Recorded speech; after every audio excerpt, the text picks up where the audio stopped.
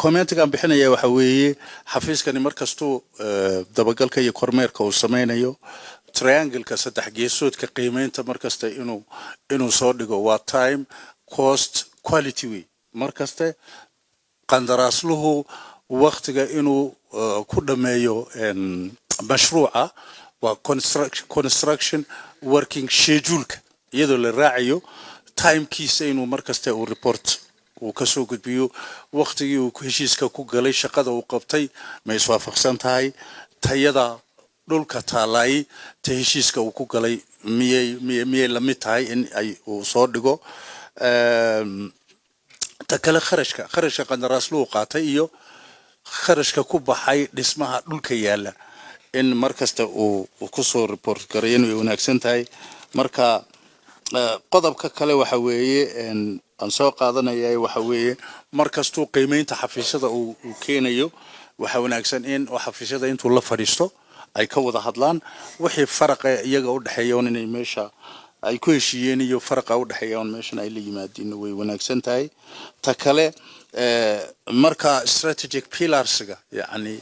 tiirasha istaraatiijiyada iyo activity-da hoos imanaya yani shaqooyinka hoos imanaya ayaa la soo dhigaa laakiin strategically waxyaalahan aan ku guuleysan ama waxyaalaha dhibaatada ay ka jiraan marka la sheegayo strategiga in terms of activity-ga hoos yimaada hadduu ka dhigo way wanaagsan tahay qaybta kale waxay xafiiskan wuxuu u baahan yahay in capacity-giisa kor loo qaado shaqaalaha meesha jooga in tababar yaryar tababar dhexe tababar dheeraad in la siiyo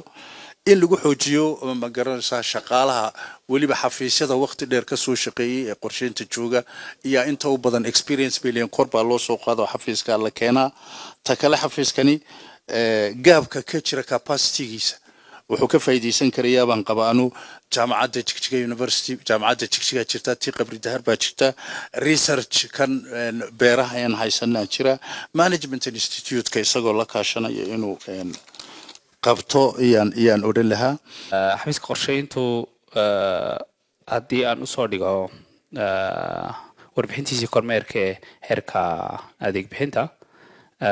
dhinaca ku dhaqanka adeeg bixinta taya leh 35kiiba maxaa uu keenay 24 dhinaca ku dhaqanka mabaadi'da adeeg bixintana 26.5 heerka qanaaca macaamiisha 3.5 nidaamka xalinta cabashooyinka 15 marka wadarta guudi waa 9.6 bay ka dhigan tahay marka waa cagaarku ku jira caqabadaha hortaagan adeeg bixinta xafiiska qorsheynta waa 4 iyaan loo soo dhigay to horeysay waa xafiiska oon lahayn waax resource mobilization oo resource meel kala duwan NGO-yada isku xidhinayo resource mobilization u sameynaya talabaad waa tii wasiirku ka dhawaajinayay xafiiska oo kiro ku jira oo cidhiidhi fara badan ay ka jiraan oo shaqaale oo kuraasi aan lahayn isaguna gaab iyo xaga ka jira iyo qaab dhismeedka oo dhaadhacsanayn ilaa heer degmo marka arrimaha haddii xal u helaan maxaan rajaynayaa in ay adeeg bixintoodu si wanaagsan doono adeeg badmaadsanyihiin hal su'aal oo gaar ah inaan weydiiyo waa dhanka equity-ga iyo usinaanshaha mashaariicaha gobolada madaxweyne ku-xigeenka uu ka hadlayay shalay darhadba equity-ga adigan in badan waad ka hadashay laakiin arrintaas weli aan la sixin baad moodaa qorshe cusub iyo sanad cusubna waa la gelaya marka cadaalad in laga sameeyo howlaha noocana oo xafiisyada dib loogu noqdo oo ay balance gareeyaan yaan tala ahaan u soo jeedin lahaa haddii ka jawaabi karaan wixii ka qabteen waan jeclaan lahaa inay ka sheegaan inta ugu badan waa tala bixin saytay baan ku qaadanayna insha Allah wixii commenta run ahaantii horta xafiisku dadaal fiican baan ma aragtay ka geysan xagga markaan ka bilaabo xagga